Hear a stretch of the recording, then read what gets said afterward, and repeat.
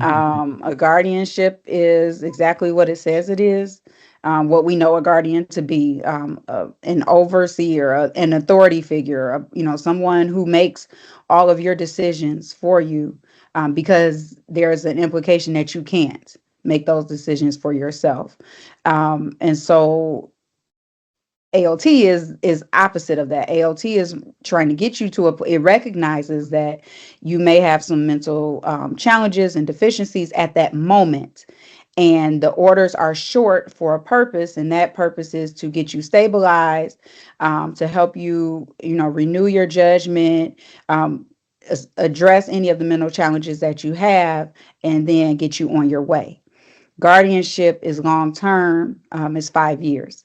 So there is a big difference between an assisted outpatient treatment order and a guardianship, and what is allowable. An AOT order does not take away any of your liberties or your rights. However, a guardianship does, and it gives it to someone else.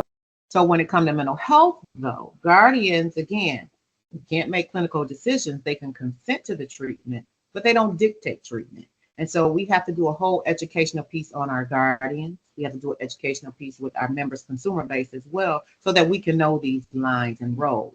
Even with our CMH providers, I've had providers say, well, the guardian, no, you are to provide this service, and you can consent with the guardian. You can explain to them what's going on, like you should be explaining to the member what's going on. We operate of a team.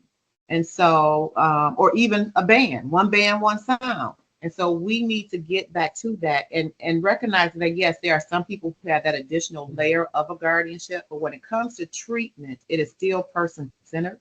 We still they can consent, but we still have to have those conversations, and there are no absolutes when it comes to mental health treatment. And I don't think those conversations take place enough in this realm with assisted outpatient treatment order. We still have guardians who don't have no idea what that means.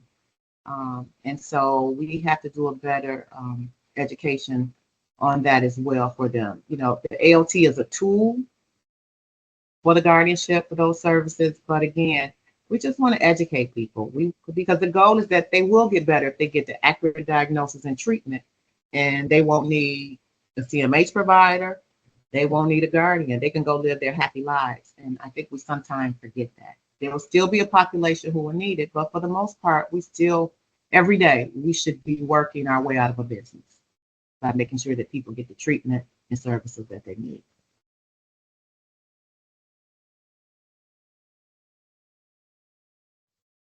That's a big difference. A specialty courts are most commonly mental health treatment courts, drug treatment courts. Um, they have some trafficking courts and family courts, but the difference is, between assisted outpatient treatment and a specialty court. Specialty courts are found in criminal courts, so that's the first difference.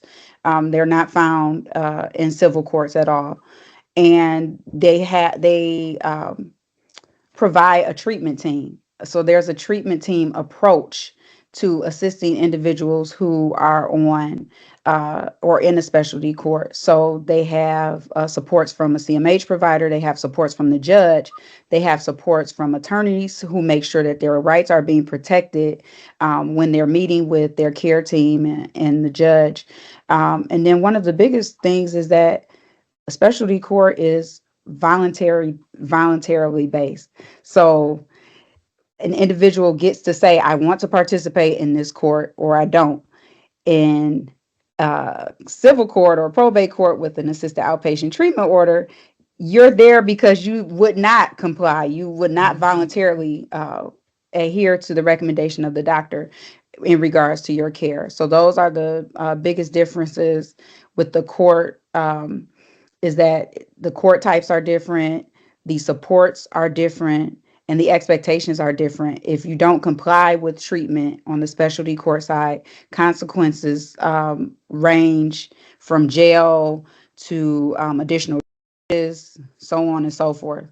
Whereas with an assisted outpatient treatment order, the only consequence is that you would be returned to the hospital if you were not compliant with treatment. I would say the other piece on the treatment side is the monitoring. Like Kristina talked about, failure to adhere. You may have a probation officer or somebody who will report back to the judge um, with assisted outpatient treatment order because it's a civil commitment. We're not criminalizing someone who don't want to follow up with treatment.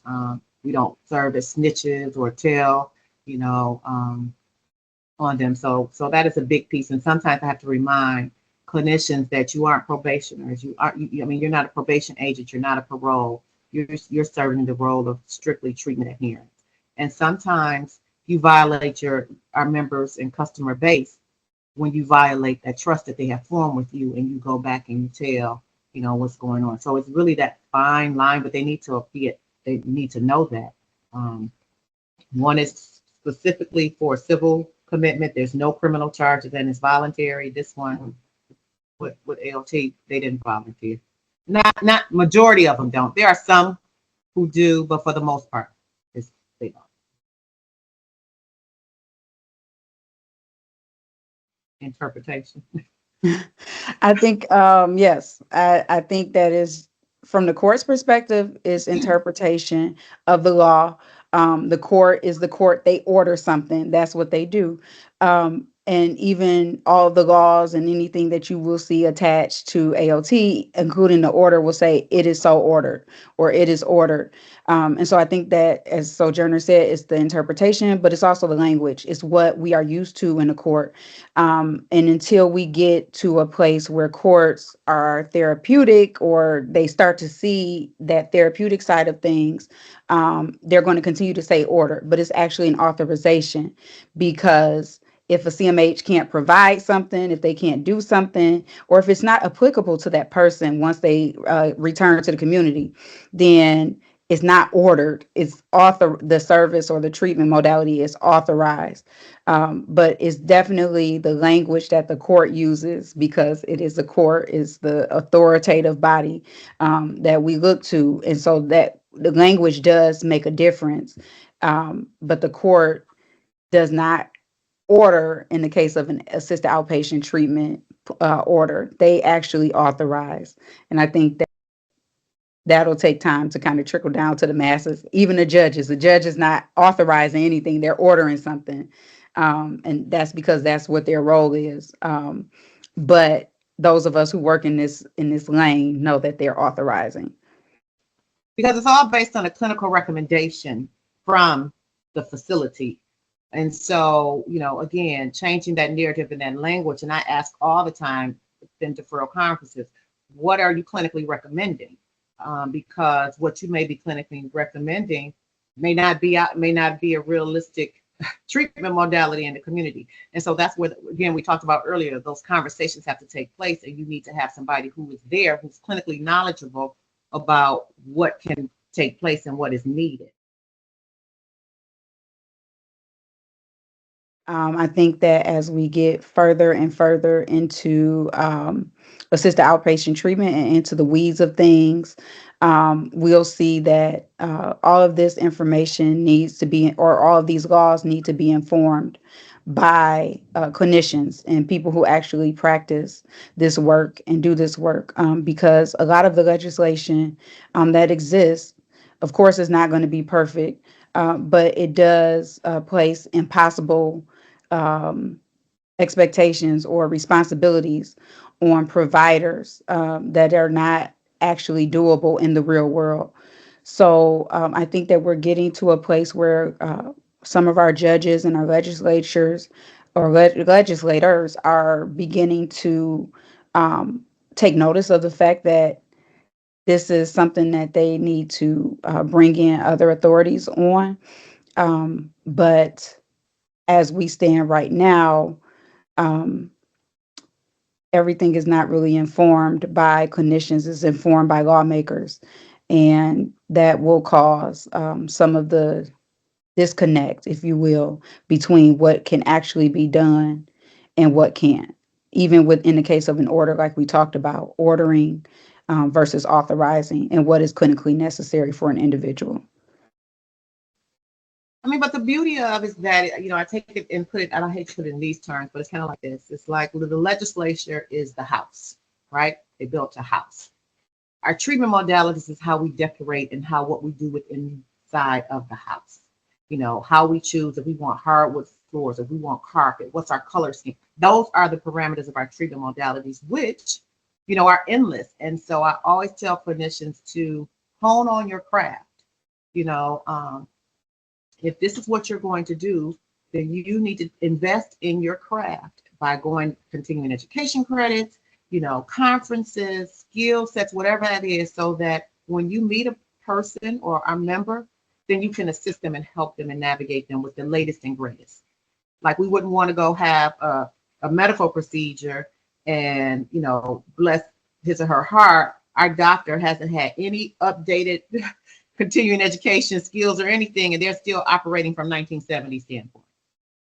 We want you to stay abreast and updated and invest in your clinical skill set so that you can best help the members that come across you.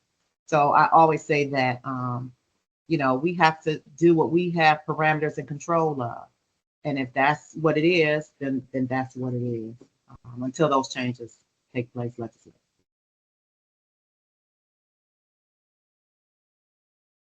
So deferral conferences are that moment in time where a couple of things can happen. You get, for a lot of our CMH providers, it's the first time they've ever seen their member. The ideal goal would be, if it's going to be their case manager, they get to see their case manager. They get the opportunity to get current demographic information. They can assist with discharge planning in terms of, where the member is going to go upon when they leave. Maybe can we do a warm handoff on the day of discharge from an inpatient setting? They could come straight to a clinic. It's an opportunity to get emergency contact. It's an opportunity to discuss barriers or even what their treatment needs are. It is a missed opportunity and you get a lot of information in a very short time. And so I am a big proponent of course, about deferral conferences, and having them. And again, like I said, you get to meet the member for a lot of our CMH providers, and you can say, hey, you've had 5 missed appointments for your intakes. You don't like the clinic? Is it a barrier? You can't get to the clinic. What is it that we need to do to keep you engaged with service? Again, I talk about what's their diagnosis, what's the current medications they on, are they having any side effects? Has anything in the past worked? All those opportunities, release of information, all of that can take place at a deferral conference, which lasts less than 15 minutes. 15 minutes is a long time. I usually get it done in about good 7 or even 5. But it's an opportunity to really see your member face to face. They get to see you face to face. It's to begin that initial intake with treatment engaging. Hey, yep, you're inpatient. I see you're getting out, and then you're going to come and see me. And so that's the beauty of deferral conferences. And it is part of the judicial process for them through the whole AOT. It is an important part.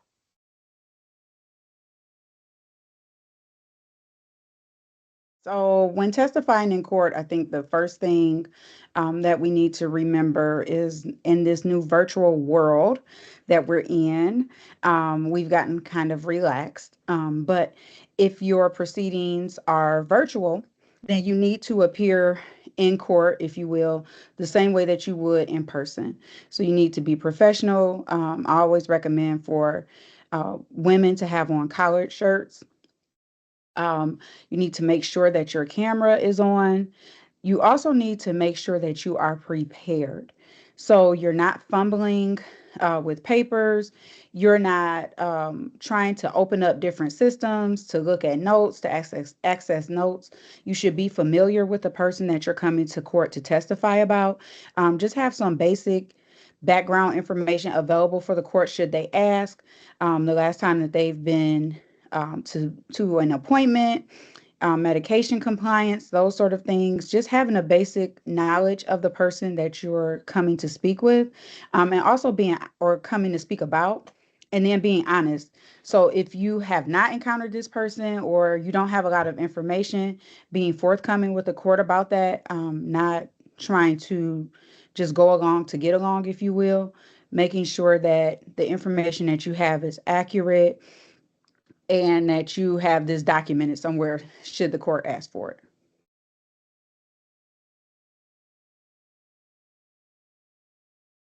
Well, the most important part is because if something is not, if a form is not filled out completely or correctly, it delays the matter in court.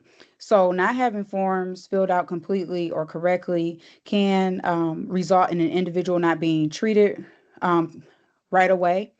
They may be delayed in their treatment, and it could also cause more harm or decompensation down the line if something is held up because paperwork was not completed correctly, but also because this is a legal document. And so we want to make sure that with legal documents that are available to the public, that the record is clear and accurate. So anything that is placed on that form needs to be correct and accurate because it is accessible to the public, and we don't want to misrepresent individuals who have been petitioned or otherwise ordered for treatment in court. We want to make sure that everything is accurate as much as possible to protect the rights of the individual.